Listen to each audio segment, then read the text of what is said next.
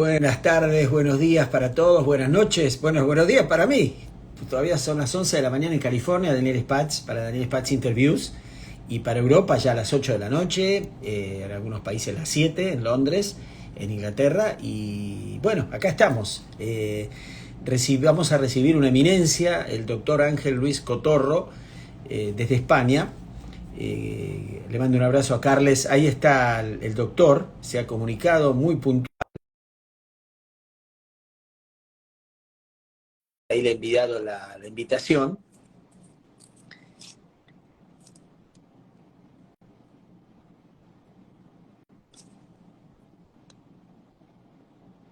Vamos a esperar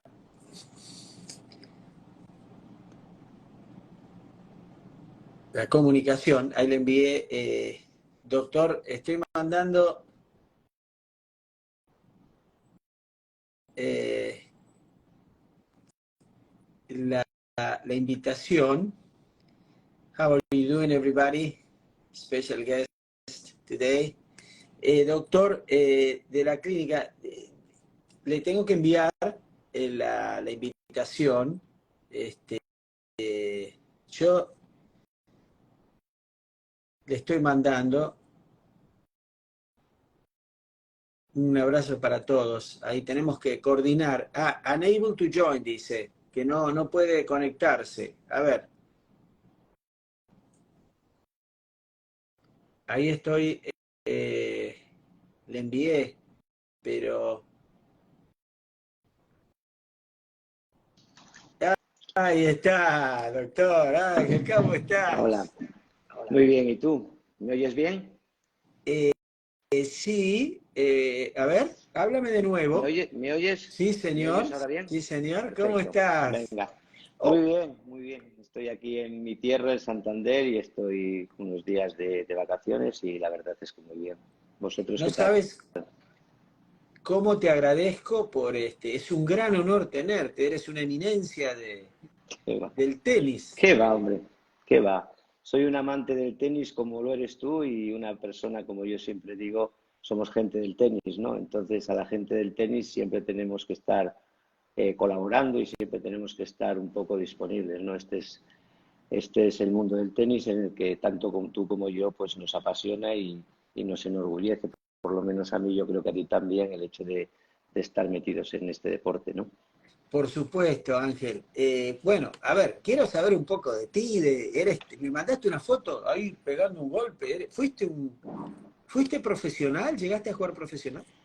No, yo estuve cuando era junior y sub-21, porque en la época nuestra, ¿te acuerdas que se jugaba hasta sub-21 y después ya se entraba en el campo profesional? Si es que llegabas, pues yo estuve becado por la federación en junior y en sub-21 y después a los 20 años, cuando todavía tenía la beca de la federación, pues en ese momento mis padres querían que yo siguiese estudiando y bueno, pues en aquella época no tenías tampoco mucho poder de decisión y me vine para Santander en aquel momento y dejé de jugar al tenis o de intentarlo profesionalmente para seguir con mis estudios de medicina, ¿no?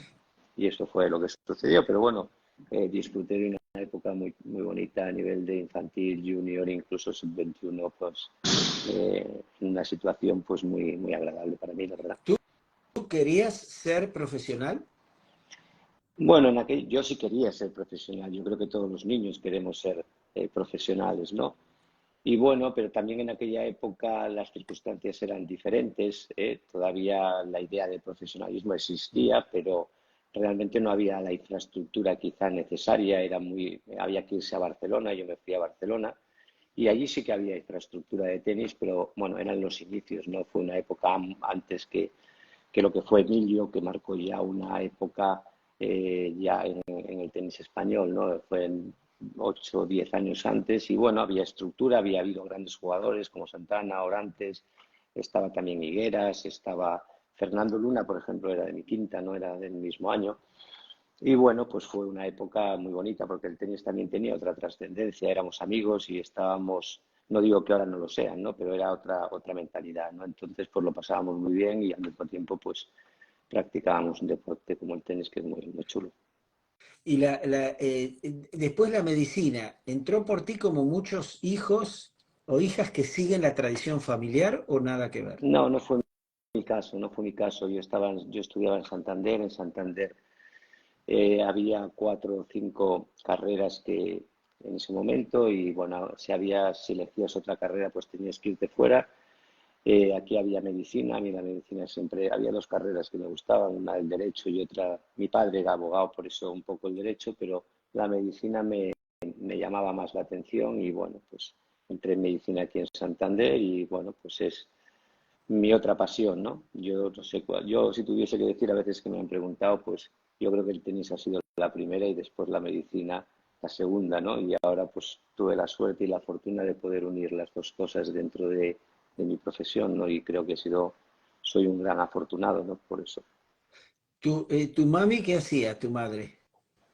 No, mi madre cuidaba de nosotros, éramos 6 hermanos Uh, y yo creo que tenía bastante con aguantarnos y cuidarnos, ¿no? Mi padre pues lógicamente trabajaba y bueno, pues éramos una familia numerosa y una familia en la que el deporte primaba. Yo había hecho todos los deportes en mi época de joven porque era un poco lo que hacíamos, eran mm. multideportes, ¿no? Yo recuerdo campeonatos de España que íbamos a jugar de tenis y realmente si jugamos un partido de fútbol o jugamos un partido de baloncesto, allí un poco para hacer equipo y para hacer piña, todo el mundo jugaba bien a todo, porque todo el mundo hacíamos un poco, el que era deportista en todo, ¿no? Después no había esa especialización que hay ahora, ¿no? Entonces, pues bueno, creo que en algún aspecto también ahora en estos momentos deberíamos volver un poco a esos orígenes, al menos bajo mi punto de vista, porque creo que los multideportes son muy importantes y creo que te hacen ayudarte a coordinar, a tener otras habilidades que después puedes desarrollar perfectamente, sea en el tenis o en un deporte donde tú tengas más habilidades o seas mejor, ¿no? Y eso es lo que hacíamos nosotros en nuestra época, practicábamos todo tipo de deportes. ¿Tus hermanos y siguieron, jugaron tenis también algunos o algunos? Sí, jugaron tenis dos de ellos, los otros 2 no. La chica tampoco, bueno, jugaban, pero realmente no jugaban, pero mis otros 2 hermanos pues jugaban bien al tenis y también eran deportistas, la verdad, eran deportistas. Perfecto. Cuando tú empezaste en club, me imagino, en clubes. En España, como en Sí, Argentina, hay clubes, ¿no?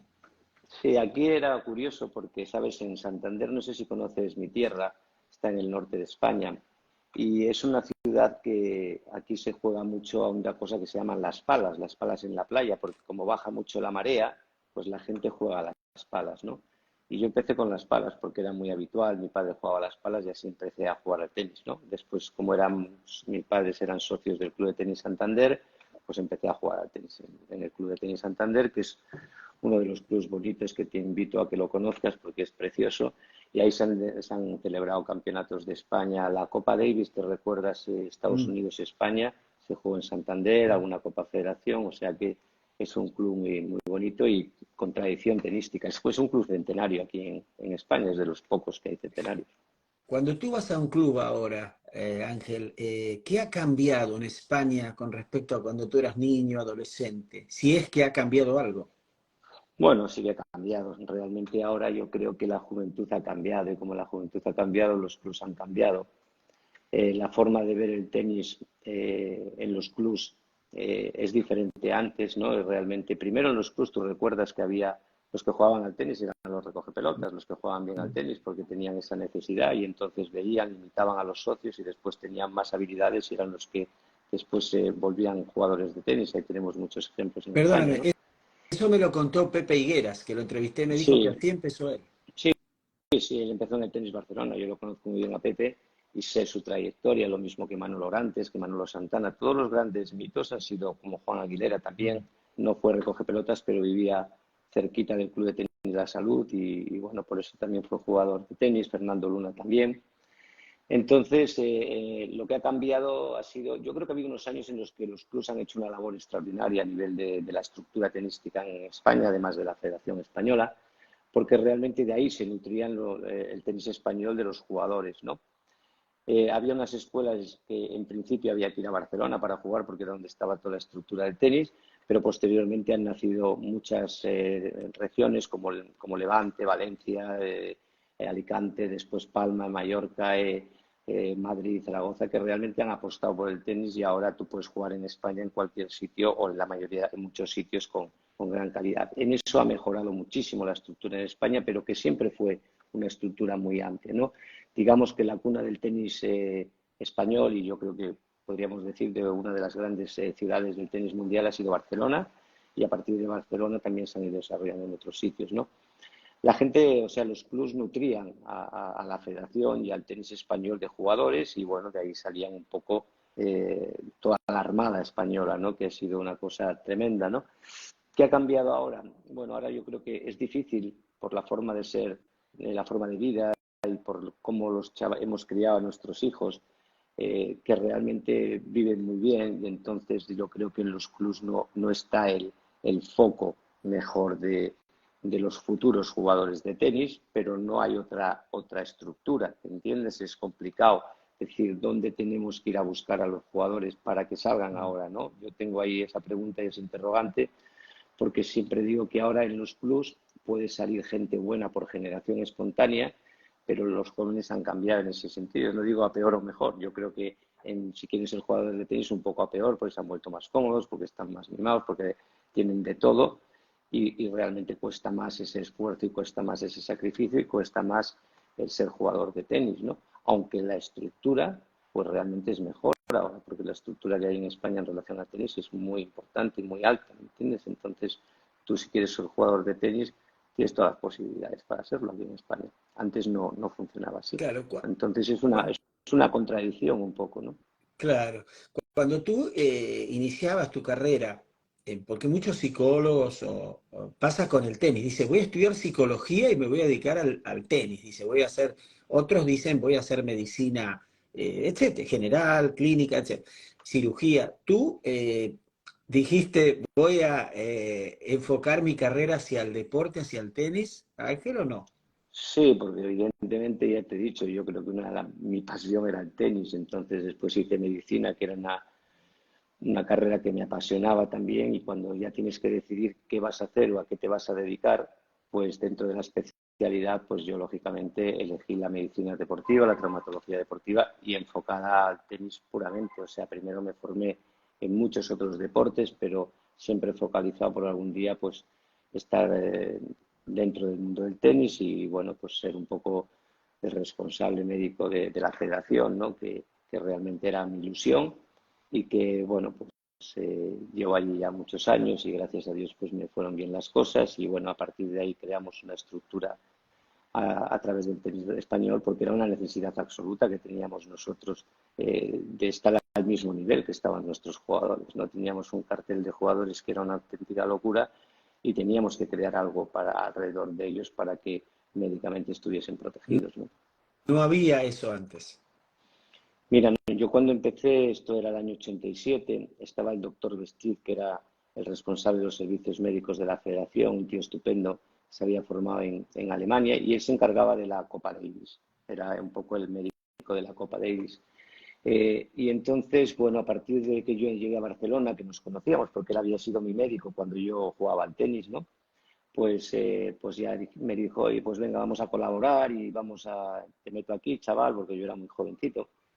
Y bueno, la primera cosa que me dio fue ir con las chicas, estaban Conchita y Arantxa, que empezaban a jugar con 16, 17 años, habían llegado en el año 89 a la final de la Copa Federación y entonces pues necesitaban un médico porque ya teníamos los jugadores de altísimo nivel y empecé con las chicas en la Copa Federación y bueno, visitando a toda la gente en la federación y pasándole todos los datos a Carlos y tal y cual.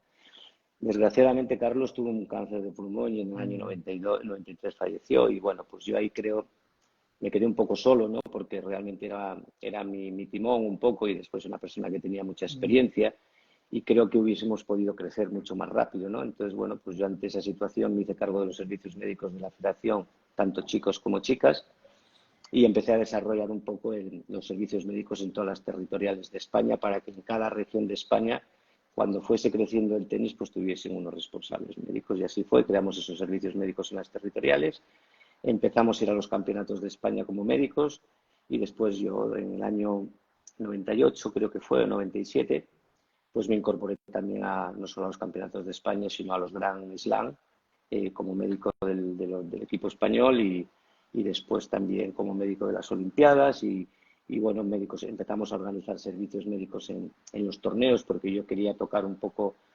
diferentes jugadores, diferentes experiencias, diferentes maneras de ver el tenis en otros países y bueno, la oportunidad nos la dio el organizar torneos, pues yo que sé, en Valencia, en el Godó, en Barcelona, el Máster de Madrid, etcétera, etcétera. Y así fuimos un poco creciendo todo el equipo y creando una infraestructura médica alrededor del jugador aquí en España, ¿no? Y bueno, aquí estamos, aquí seguimos. Voy a ir a un par de preguntas muy interesantes de la audiencia que después la vamos a hacer, pero eh, tú has tratado tenistas de otros, está llamando saludos de Tenerife, de muchos sitios, gracias. Tú has atendido a argentinos famosos, Nalbandián, Del Potro, ¿verdad? O sea, tu alcance ha sido mundial, internacional. Bueno, yo con la federación, lógicamente yo me dedicaba a la federación, a todos mis jugadores españoles, pero en un momento determinado también le pedí a la federación que si podía llevar a algún jugador extranjero, como fue Coria del Delpo, bien en Albadián o bien Cuerte, también la Kuznetsova y, bueno, varios jugadores, ¿no? Ahora no es cuestión de, no quiero olvidarme de ninguno, pero bueno, tampoco es esa y entonces, pues eso me daba la posibilidad de conocer cómo se formaban los grupos en otros países, cómo funcionaban también en otros países. Y bueno, pues realmente a mí la federación me facilitó esa posibilidad, siempre con unas reglas de juego, ¿no? Y cuando yo estaba con ellos, que los chavales que trabajaba conocían perfectamente, ¿no? Y que bueno, que realmente nos funcionó y también nos ayudó mucho pues a crear esa unión con los jugadores, esas relaciones de las federaciones internacionales, porque, no sé, cuando tú ayudas a un jugador, yo, por ejemplo, un jugador español que vaya a Italia, por ejemplo, y que le ayude el médico de allí, o que creo que eso es muy gratificante, te da mucha confianza y eso es un poco lo que quisimos hacer, ¿no? Que no fuésemos solamente nosotros, sino que a partir de los contactos y de todo esto, pues pudiésemos tener una credibilidad en el mundo del tenis y compartir con otros compañeros u otros jugadores pues nuestras experiencias y las experiencias que al final yo creo que nos beneficiaban a todos, ¿no? Porque cuanta más experiencia tienes, más puedes ayudar y también más vas aprendiendo, ¿no? Y esa era un poco nuestra filosofía. Conozco a Juan Martín desde muy pequeño y si bien llegó, porque llegó a tres del mundo y ganó un Gran Slam y etcétera, pero qué pena, ¿no? Su carrera, Ángel, tantas lesiones en la muñeca, lo que le pasó en la rodilla, que fue una caída en Shanghái increíble. Bueno, Eh, Juan es un chico extraordinario, realmente no ha tenido suerte con el tema de las lesiones y realmente hay jugadores que lo han pasado muy mal. Yo creo que un jugador de tenis profesional siempre va marcado por las lesiones. Si tienen una carrera muy larga, las lesiones están ahí, forman parte de su vida y en momentos determinados les puede alterar su rendimiento, ¿no? Pero en el caso de Juan, pues realmente es una persona que ha estado marcado por las lesiones y es una pena porque era un jugador extraordinario o es un jugador extraordinario y realmente es de los grandes para mí de mi época y de realmente la gente que yo conocí. Juan era un tío de buenos, buenos de verdad. y él, bueno, Nalbandián escuché, también era un tío también extraordinario como jugador y con un talento que también estuvo con sus lesiones y sus historias, lo veremos de la cadera, también del hombro. Es que el deporte cuando ya tienes una carrera larga y dilatada, pues la verdad es que pasas por problemas, está claro. bueno, ahora te voy llevando después quiero hablar un poquito, que me cuentes de Rafa, cómo es como paciente, si se porta bien, si te hace caso, el gran Rafa Nadal. Yo tengo terror a los doctores, pero bueno, eh, las lesiones, hablado la cadera, Ángel, es la zona más, digamos, eh, peligrosa o recurrente en lesiones para el alto nivel. Mira, las patologías han ido cambiando con los años, ¿sabes? Cuando antes se jugaba de una manera, se jugaba con... Yo creo que la clave de toda esta situación y la evolución en el tenis, evidentemente, han sido los materiales. Los materiales nos han cambiado la forma de jugar. ¿Por qué? Por una sencilla razón, la pelota va mucho más rápido y al ir mucho más rápido, pues te tienes que adaptar. Tienes que llegar mejor a la pelota, con lo cual tienes que trabajar más la preparación física. Ahora un jugador de tenis sin tener un gran físico, ser un atleta, es muy difícil que esté en la alta competición. Al mismo tiempo, vosotros, los entrenadores, os tenéis que haber adaptado a esos cambios y habéis tenido que que adaptar los apoyos, habéis tenido que recurrir a trucos de entender cuál es la filosofía actual del tenis y cambiar todas estos apoyos y toda esta metodología de trabajo. Y al mismo tiempo, pues lo que ocurre es que también la competición cada vez es más exigente, porque tú recuerdas perfectamente que hace 30 años los buenos llegaban a cuartos de final con partidos muy fáciles, no había tanta competitividad. Ahora realmente desde la primera ronda, incluso de las previas, es difícil pasar rondas, ¿no? Entonces, pues bueno, esto no ha sido gratis. Yo creo que la evolución tecnológica ha ido por delante nuestro y nos ha metido en un conflicto y una serie de situaciones que hemos ido resolviendo desde todos los puntos de vista dentro del ecosistema del tenis, pero no nos ha salido gratis. Han aparecido nuevas lesiones, han aparecido nuevas patologías y han aparecido cosas que antes o lesiones que antes no teníamos. Este es el caso de la cadera. En la cadera, todo el problema de la cadera empieza hacia el año 2000, 1999. Teníamos jugadores que llegaban a los 29, 30 años con problemas de cadera anteriormente, pues jugadores nuestros de alto nivel, de top 10 incluso, pero bueno, lo podíamos trampear con unos ejercicios, alguna infiltración y bueno, eran capaces de acabar la carrera deportiva. A partir del año 2000 empieza a haber casos concretos como el de Guga, que fue la razón por la cual yo le conocí. Había también otros casos de Norman, el sueco, y también otro chico israelí, que fueron un poco los pioneros de qué pasa en la cadera, ¿no? Bueno, pues en la cadera pasa que todos estos cambios que ya empezaban a denotarse allí, pues empezaban a pasar factura, cosa que antes no ocurría. Y la progresión desde el 2000 hasta aquí ha sido meteórica, porque si comparas un jugador del 2000 al de ahora, el tenis ha cambiado completamente. Es que yo diría que si tú ves estos 5 años, ahora se juega otro tenis que hace 5 años. ¿Entiendes? La velocidad de la pelota es mucho mayor, los intercambios son diferentes, se golpea de forma diferente y eso a la cadera le afecta mucho porque realmente hay mucho componente de trabajar en cadena abierta, al mismo tiempo con apoyos y con componentes de rotación y preextensión y flexión, que todo eso dañan a la cadera por microtraumatismos repetidos. Entonces, claro, el problema es que ahora empezamos muy jóvenes y empezamos a competir jóvenes y empezamos a competir los que van a ser buenos con un nivel importante de horas de entreno, etcétera, etcétera. Y eso, pues realmente hay que controlarlo principalmente en las etapas de crecimiento. Pues en las etapas de crecimiento el cartílago aguanta mucho, se puede inflamar, puede estar haciendo cosas, pero no se presenta normalmente como clínica. Cuando se presenta ya ha creado un problema, ¿entiendes? Entonces todo eso, hay una etapa que si tú, en el caso mío médico, yo los exploro, las caderas se cierran un poquito, porque están sufriendo, ¿me comprendes? Después, cuando pasa esa etapa de crecimiento, muchas de ellas se sueltan, vuelven otra vez a la normalidad. Si controlamos ese periodo, que ya aprovecho para decirlo, de los 12 a los 16, 17 años, creo que es un momento muy importante para que en esa cadera sufra menos para el futuro, ¿no? Y bueno, la cadera lo que tiene es que realmente ha aumentado mucho el porcentaje de casos y al mismo tiempo son patologías que pueden limitar de una manera importante la carrera de un jugador. Es una patología importante.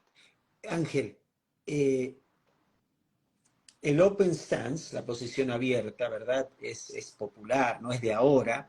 Vilas jugaba, Guillermo Vilas en open stance y Björn Borg, Sí, sí. pero ahora se trabaja mucho al revés a dos manos en open stance. Por una necesidad de reacción se juega a una velocidad brutal. ¿Es una de las razones o no necesariamente el open stance trae más problemas? Es una más, es decir, el Open Stand ahora hay muchas veces que no se puede jugar ni así, porque tú sabes perfectamente que va a una velocidad la bola que si tú te fijas en los movimientos, los desplazamientos, es muy raro que un jugador pegue la bola en buena posición. Es que ahora realmente es increíble, ¿no? Es una de las que puede afectar, pero también hay componentes de rotación muy importantes. Muchas veces ya no llevas la pelota con el cuerpo, muchas veces porque no puedo, la pegas abajo.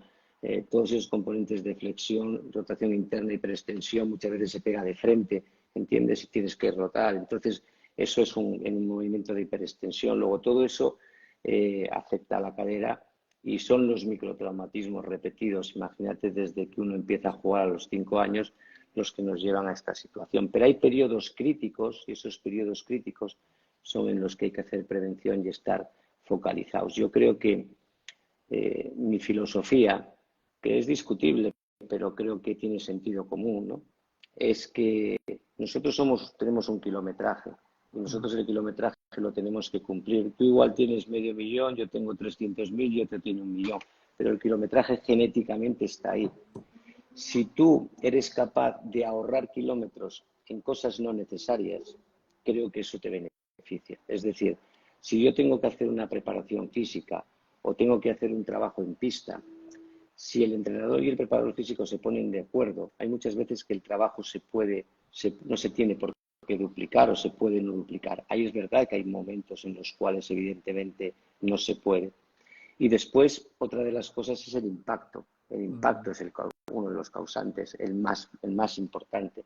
Entonces, ahora también para coger esta resistencia aeróbica, todo esto que conocemos en el tenis, porque el tenis es un deporte mixto, hay que mezclar todos los sistemas, pero hay una base aeróbica que la gente corre y corre y corre. Todo eso es impacto, y esos impactos los podemos evitar porque ahora tenemos 1000 maneras que antes no teníamos. Tenemos elíptica, sabemos que la natación tampoco va mal, sabemos que también la bicicleta tampoco va mal, porque antes decíamos, no te bañes antes de jugar un partido o la bicicleta va fatal. Bueno, va fatal si lo haces media hora antes, pero todas estas cosas ya se han superado y se entiende perfectamente cuál. Eso te genera un no impacto que a la larga te va restando kilómetros. ¿Entiendes? El otro día yo oí a un médico una cosa que me gustó mucho, que es la frecuencia cardíaca, ¿no? La frecuencia cardíaca y las pulsaciones que tú haces a la hora, al día, al mes y al año.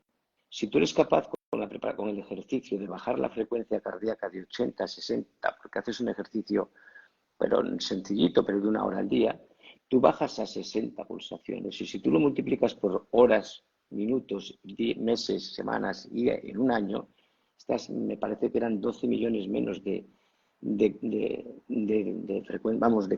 contracción del músculo cardíaco al año.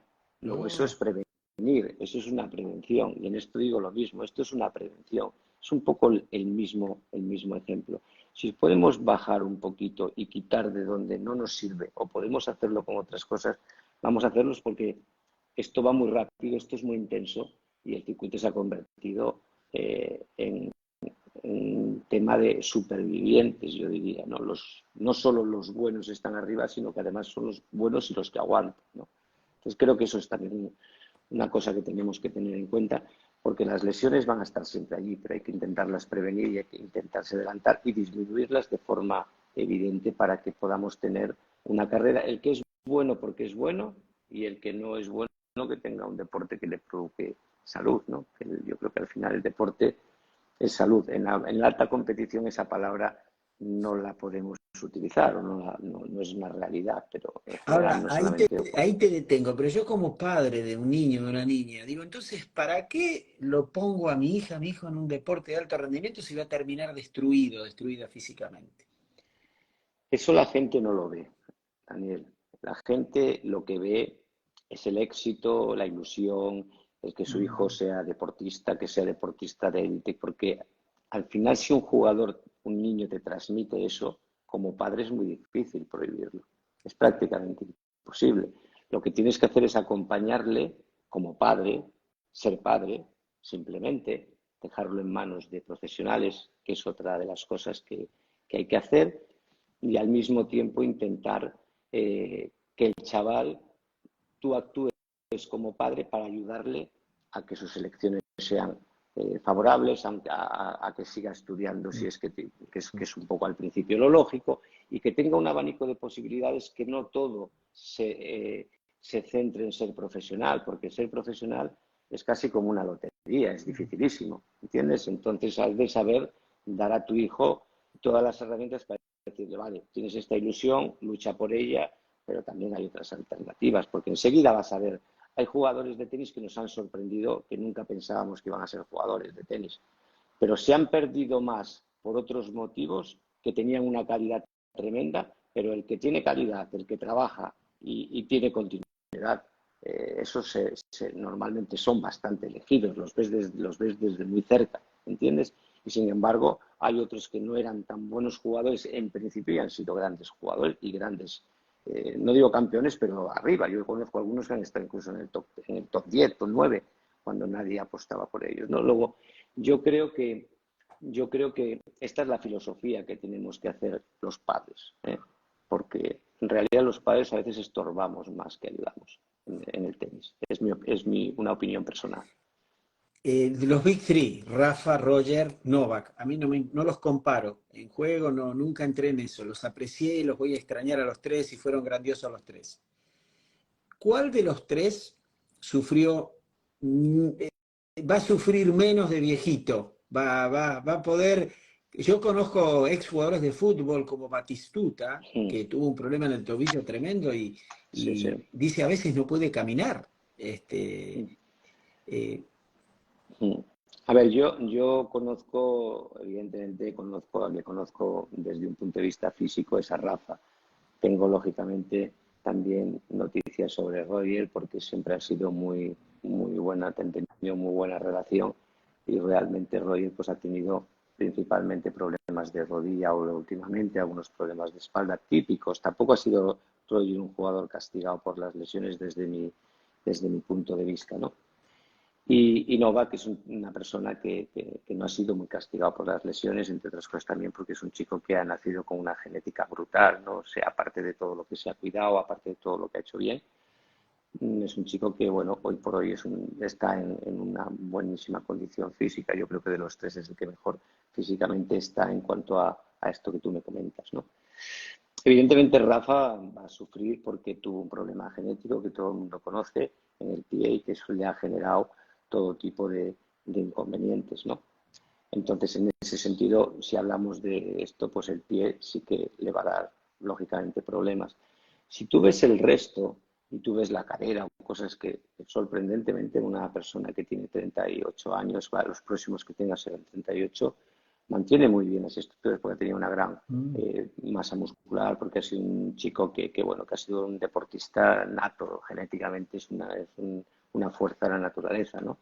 El pie sí que le va a condicionar, ¿entiendes? Porque lógicamente el pie él lo sabe que que es un pie que va a ir degenerándose, ¿no? Pero bueno, también la medicina tiene sus avances, tiene sus situaciones y yo creo que ahora siempre hay que pensar en el presente, ¿entiendes? Y sobre todo cuando tienes un jugador o jugadores de esta categoría, eh, lo que es que no puedes con ellos porque la pasión que tienen por el deporte les supera completamente. Es decir, ellos quieren jugar, jugar es como yo creo que se alimentan de la competición, ¿no? Entonces, aunque los quieras parar a veces, o les para la lesión o tú no los paras. No les paras por el futuro, por decir es que vas a estar fastidiado. No, ellos juegan y cuando acaben la carrera ya pensarán en lo que les va a pasar. Y de eso tienes muchísimos ejemplos que tú sabes y conoces por ahí que ha pasado, pero no para ninguno, no para ninguno.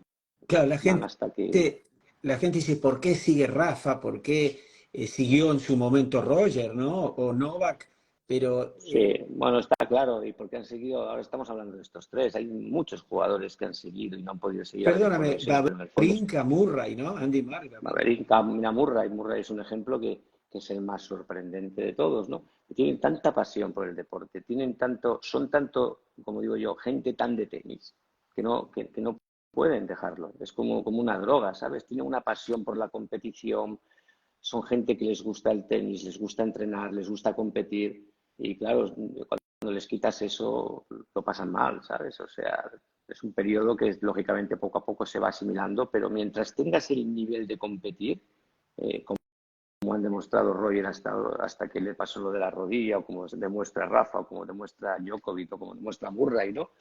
Es que son animales competitivos, la verdad. Y Monfils, ayer lo escuchaba a Gael Y acá.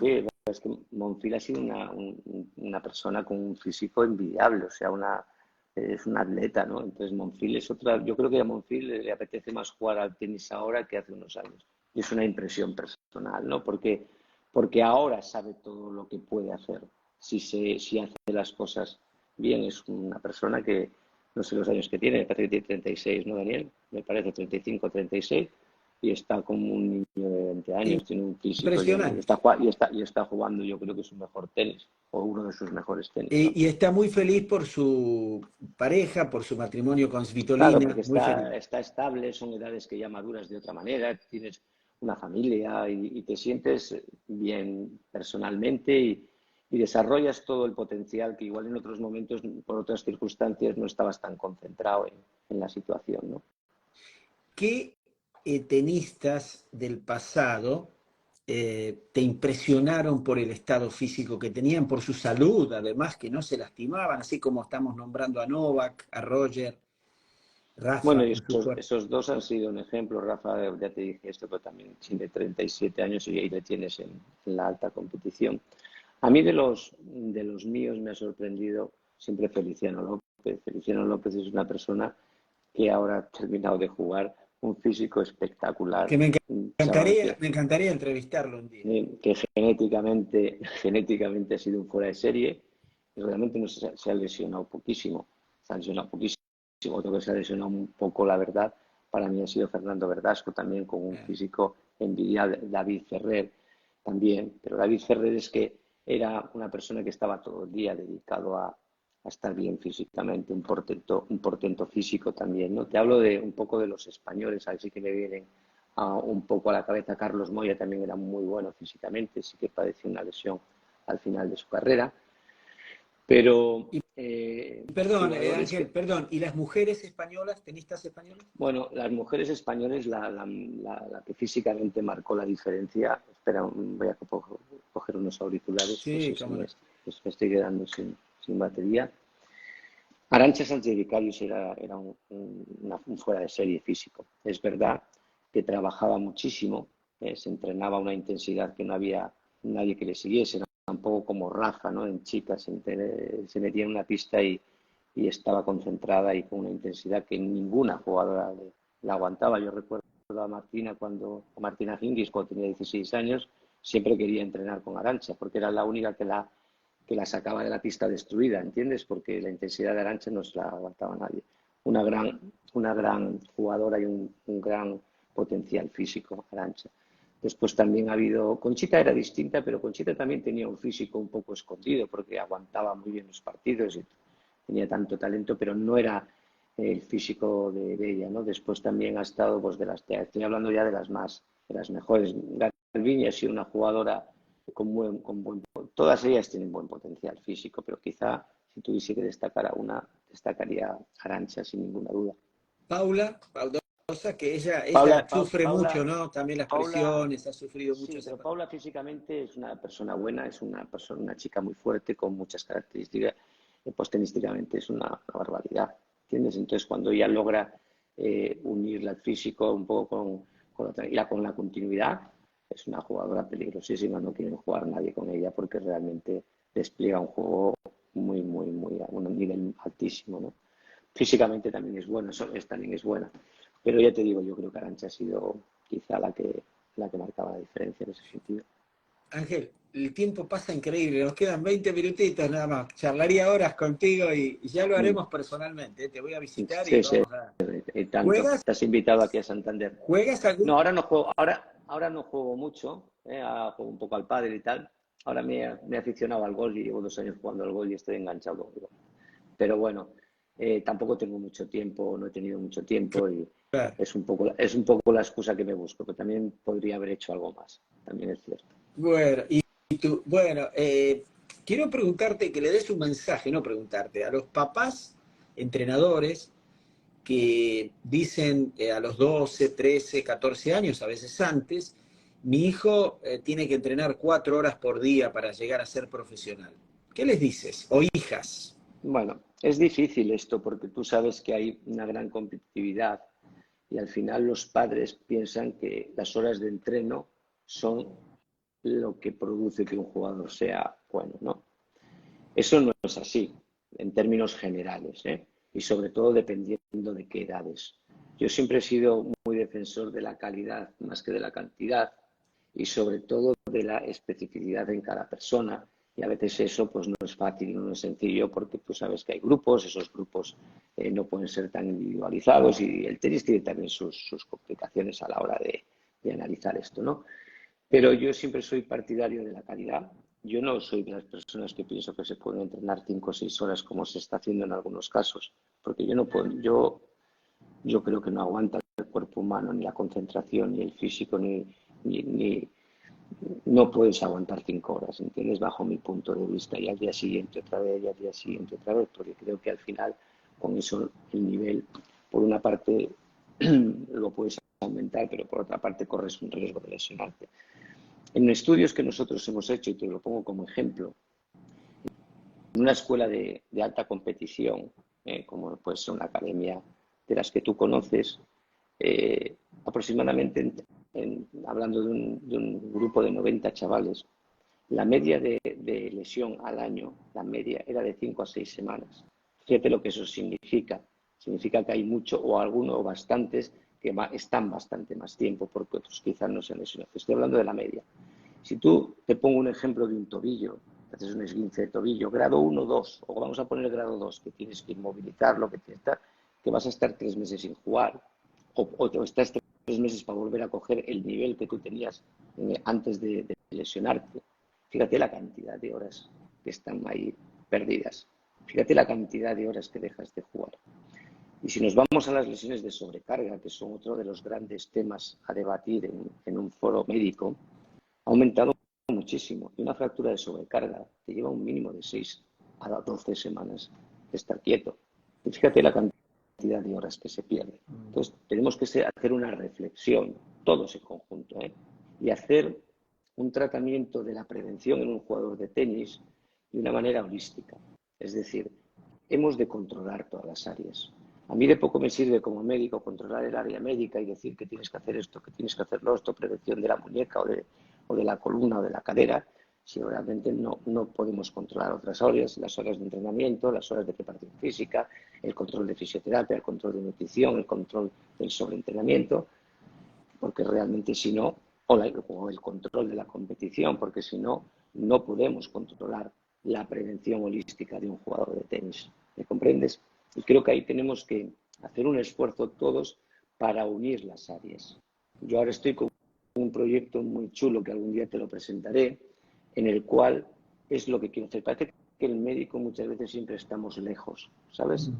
Porque el médico muchas veces solo se utiliza cuando hay una lesión. Exacto. Y yo lo que quiero proponer, y lo llevo proponiendo hace muchos años, pero ahora de una manera para todo el mundo, o lo intentaré que sea para todo el mundo, lo que quiero es acercar el médico a todas las áreas. Quiero centrar las ciencias de la salud, los entrenadores, que nos integremos más, porque yo puedo aprender un montón. Yo he aprendido un montón de los entrenadores y sigo aprendiendo hasta donde me dejan. Yo participo hasta que me dejan participar, porque estamos de acuerdo que hay líneas un poco rojas que a veces nos saltamos un poquito todos. Perdóname, Pero Ángel, y es muy importante que los preparadores físicos se acerquen a ti también. claro, también, pero yo siempre cuando estoy en grupos de trabajo de los que realmente para mi manera de pensar han funcionado, mis referencias son el preparador físico y el fisio, porque son los que me dan la información, porque yo no estoy todos los días con los jugadores, ¿me comprendes? Y todo eso lo hemos conseguido en determinados grupos de forma muy eficiente y la relación con el entrenador también. Quizá en mi caso sea más fácil porque llevo tantos años que hemos creado una familia. También es verdad que los he atendido a muchos de los entrenadores desde pequeñitos como jugadores. Yo hablo ahora con Carlos Moya y a Carlos lo conozco desde los 17 años. Hablamos el mismo idioma, nos hemos criado juntos, ¿entiendes?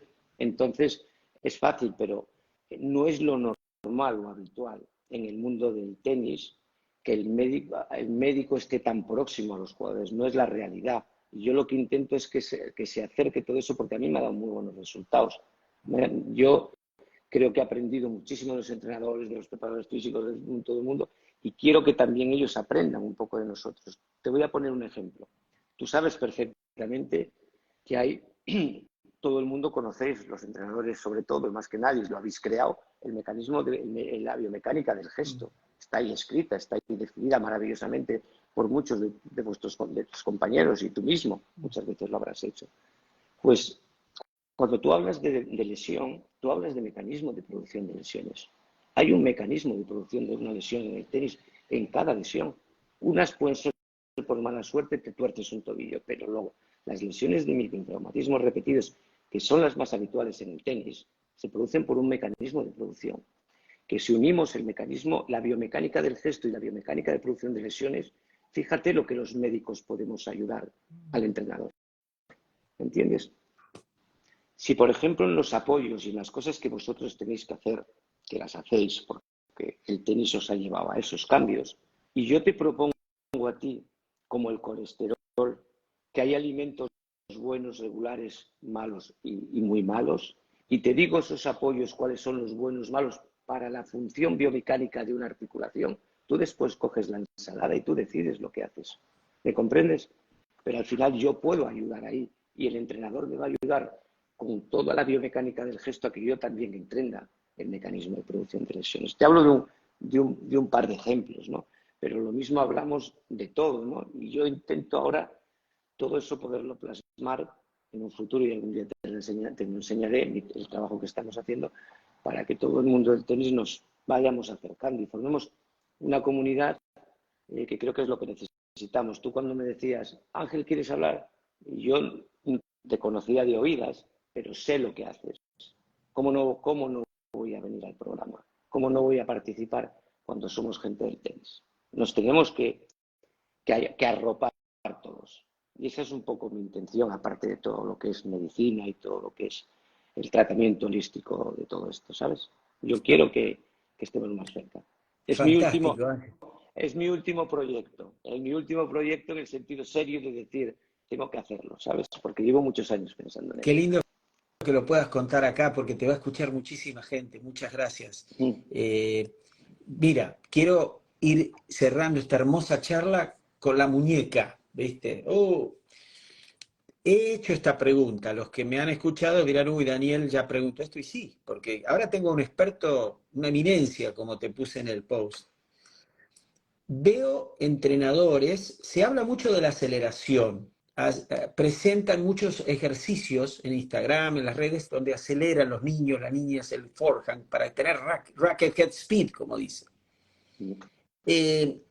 Eso, eh, ¿cómo puede afectar el tema de las muñecas cuando se hacen desde tan niños, Ángel? Mira, tú sabes perfectamente que la aceleración es una cosa que se puede mejorar, pero tiene un componente innato muy importante. Es decir, hay gente que no ha hecho nunca un ejercicio y tiene una aceleración brutal, ¿entiendes? Entonces, partamos de esa base que yo creo que es importante.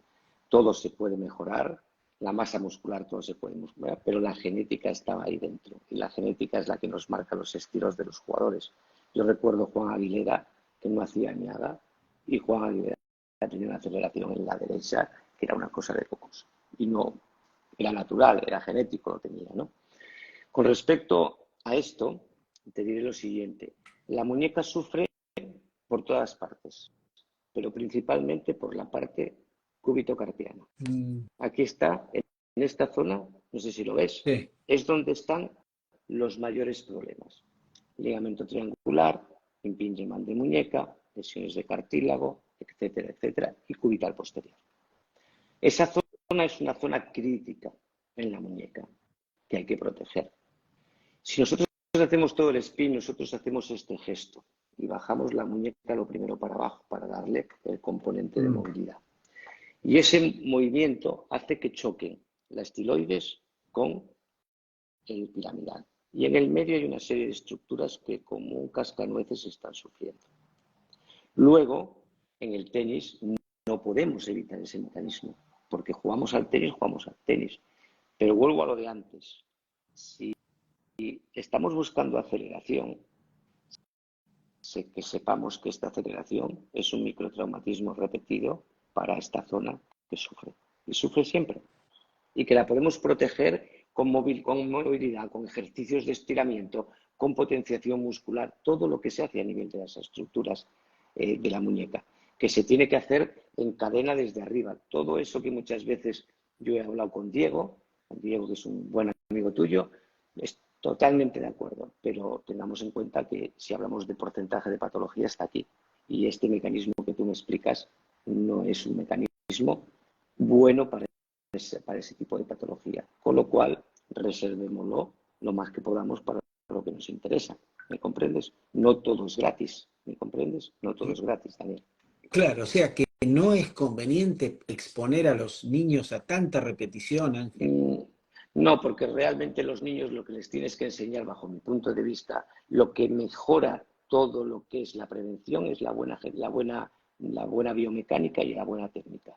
Eso es lo que hay que trabajar. Lo otro, evidentemente, hay que hacer repeticiones. Yo no digo que no lo hagan, pero te quiero decir que como fundamento no es lo más correcto para prevenir lesiones.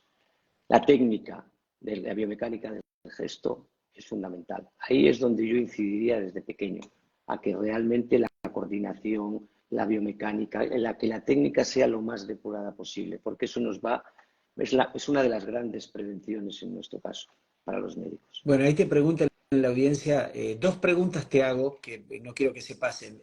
¿Por qué se lesionaba la mano izquierda de Juan Martín del Potro? Preguntan.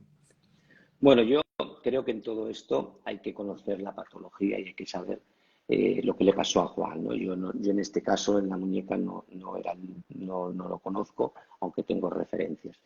La muñeca izquierda se lesiona por lo mismo que ocurre con la derecha. Cuando nosotros pegamos la derecha es el mecanismo que tú estás diciendo de SPI.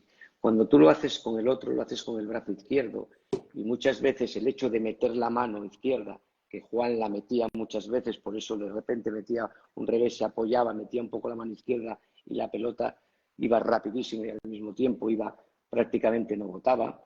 Eso era porque metía la muñeca izquierda y al meter la muñeca izquierda haces el mismo mecanismo que haces con la derecha y ese es un mecanismo de producción de esa lesión. ¿Me comprendes? Entonces, hay gente que se lesiona cuando pega el golpe de derecha y hay gente, sobre todo las chicas, tienen más tendencia a lesionarse en el revés por ese mecanismo que van buscando ángulos, van buscando repeticiones y generalmente las muñecas de las niñas, en principio de los jóvenes que están empezando, hay una diferencia de fuerza entre un chico y una chica, sobre todo en edades de desarrollo, y eso también son muñecas menos protegidas, digamos, de alguna manera. Para que no se nos escape, Cristian El César manda saludos, un gran profesional argentino. Le mando Sí, un abrazo. Carles Vallés también me pregunta que le sí. duelen las muñecas hace 2 años. Él les hizo posible nuestro encuentro, le mando un gran abrazo. Bueno, estás hablando, ¿no? A él le duelen las dos muñecas, pobre. Bueno, yo creo que como en las muñecas, como en cualquier sitio, lo que hay que hacer es hacer un buen diagnóstico, ¿no? Muchas veces creo que lo primero que hay que hacer es saber cómo se llama y a partir de ahí buscar cuáles son los mecanismos de tratamiento, ¿no? Porque las muñecas tienen Es una patología también muy frecuente. Es una patología que ahora está aumentando mucho porque realmente eh, tenemos más lesiones de muñeca, por lo que te explicaba antes, pero también tenemos nuestras soluciones. Hemos ido buscando durante todos estos años soluciones ante los problemas de las patologías específicas de la muñeca y la muñeca también tiene soluciones, ¿entiendes? Todo tiene soluciones, lo único que hay que ir metiéndose en patologías nuevas de forma muy, como hicimos en la cadera hace 20 años, porque el tenis nos va a ir marcando el camino. El camino nos lo marca la evolución del tenis, la historia del tenis. También hay una historia de patología en el tenis que no es la misma en el 75 que en el 2023, ¿no? Entonces yo creo que lo más importante es ponerle nombre y apellidos. Y si Carlos quiere que contacte conmigo y yo le intentaré ayudar.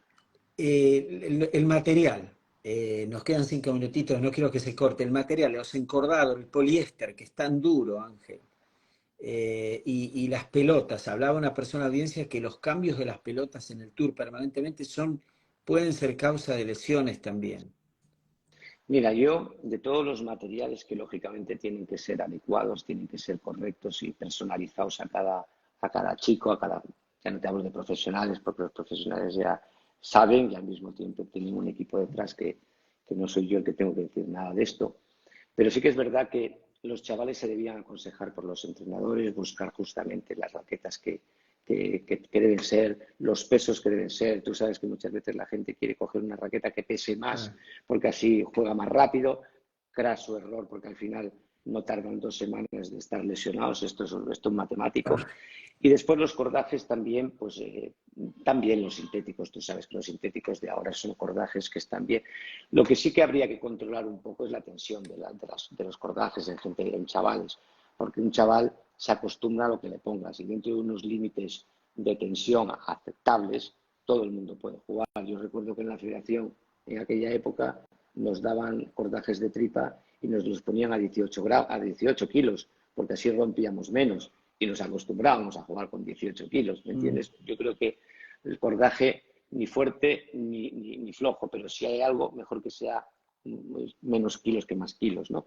Y después las pelotas es un problema. Es un problema porque nosotros queremos cambiar y ponemos 5 gramos en la cabeza o ponemos en el puño y hoy estamos asustados de que igual esto nos va a liar, cambiamos de pelotas todas las semanas o muchas semanas al año. Sobre todo en los jóvenes, no los profesionales también, pero sobre todo los jóvenes, que juegan muchos torneos al año y que no se tiene muchas veces en cuenta esto. Porque el que juega en Sevilla, a la semana siguiente juegan Alicante, no hay conexión Alicante-Sevilla y juegan con otras pelotas y no pasa nada. Y todo eso es importante. Los cambios de pista, también hay que adaptarse a los cambios de pista, hay que preparar los cambios de pista, como hacen los profesionales. Los profesionales cuando cambian de pista y pasan por ejemplo, de rápida a tierra, normalmente los que pueden hacen un trabajo previo de adaptación. Hay algunos que van directos, evidentemente no lo pueden hacer, pero la inmensa mayoría hacen un problema de adaptación. Hay que hacerlo. Con las pelotas realmente estamos teniendo problemas. Y además los jugadores profesionales, que son los que más lo detectan, lo dicen de forma habitual.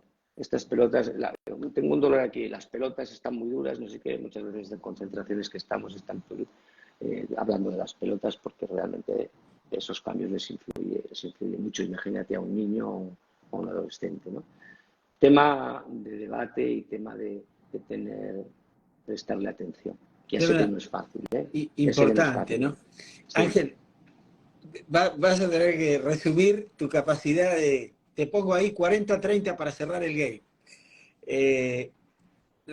Un minutito, lo que puedas decir de los ejercicios plyométricos, de plyometric, porque también se muestra mucho en las redes a los niños saltando vallas y eso, ¿cuánto daña las articulaciones?